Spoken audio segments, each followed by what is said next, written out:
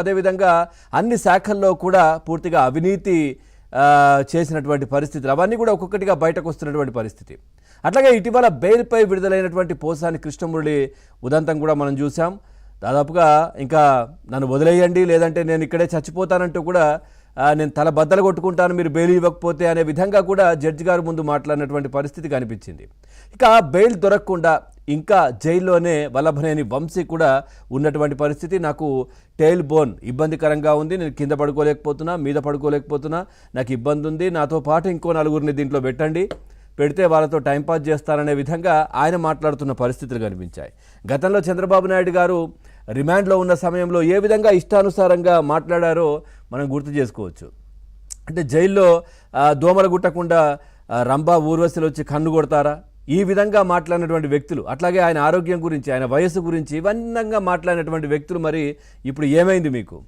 So దీనికి సంబంధించి చర్చ కూడా జరుగుతూ ఉంది. అట్లాగే ముందస్తు బెయిల్ ఇటు సజ్జల కావచ్చు, సజ్జల రామకృష్ణారెడ్డి, భార్గవ్ రెడ్డి కూడా ముందస్తు బెయిల్ తెచ్చుకున్నటువంటి పరిస్థితులు కనిపిస్తూ ఉన్నాయి పూర్తిగా. ఎందుకంటే పోసాని కృష్ణమురళి ఆల్రెడీ చెప్పారు, ఏదైతే నాకు స్క్రిప్టు సజ్జల రామకృష్ణారెడ్డి ఇచ్చారో ఆ తర్వాత భార్గవ్ నేను మాట్లాడిన వీడియోలు కట్ చేసి సోషల్ మీడియాలో పెట్టారని చెప్పేసి, ఇక జైలుకు పోయేందుకు నేను రెడీగా ఉన్నాను అంటూ అడిగినా అడగకున్నా ఆయన చెప్తున్న పరిస్థితి. ఎవరు?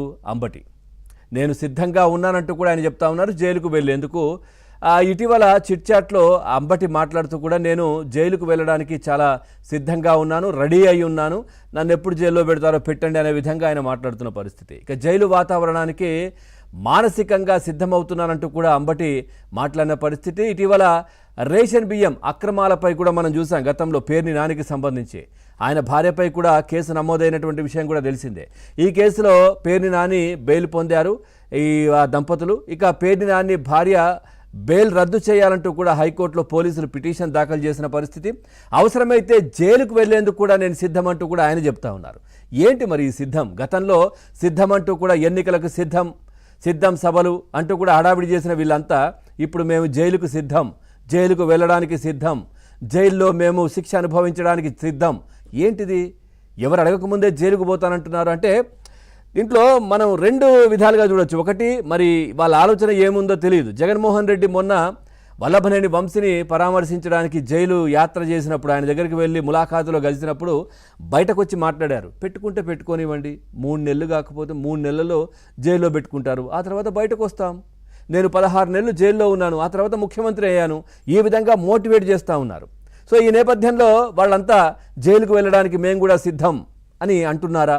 అంటే ఆయన 16 నెలలు జైల్లో ఉండొచ్చి ముఖ్యమంత్రి అయ్యారు, మేము కూడా వెళ్ళొచ్చి ఏదో ఒకటి అవుతామని చెప్పేసి ఆలోచన అనేది ఒకవైపు. ఇంకొక వైపు ఈ టెన్షన్ తట్టుకోలేకపోతున్నారు వైసీపీ నేతలు. అంటే వాళ్ళు ఏం చేశారో, ఎట్లాంటి తప్పులు చేశారో, ఎట్లాంటి అరాచకాలు చేశారో, రాష్ట్రాన్ని ఏ విధంగా భ్రష్టు పట్టించారో, నిజంగా చెప్పాలంటే అట్లాంటి మాటలు మాట్లాడొద్దు, కానీ రాష్ట్రాన్ని పాతాళానికి కూడా తొక్కేసినటువంటి పరిస్థితి, ఇష్టానుసారంగా దోచేశారు.